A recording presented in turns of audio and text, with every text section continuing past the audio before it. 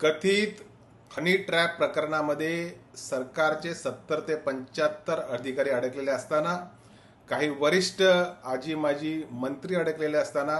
ह्या प्रकरणातनं जनतेचं लक्ष विचलित व्हावं, कारण विधानमंडळामध्ये गेल्या 2 दिवसापासून महाविकास आघाडीचे नेते मंडळी, विरोधी पक्ष एकंदरीतच हनी ट्रॅप प्रकरणावर सरकारला प्रश्न विचारत असताना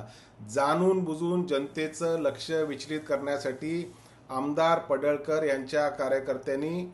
हल्ला केला, राडा केला, राष्ट्रवादी काँग्रेस पक्षाच्या देशमुख यांना मारहाण केली आणि एकंदरीतच हनी ट्रॅप प्रकरणाची गांभीर्य जनतेसमोर येऊ नये, आपलं सरकार एक्सपोज होऊ नये, ह्या हेतूने हा राडा करण्यात आला असा माझा स्पष्ट आरोप आहे.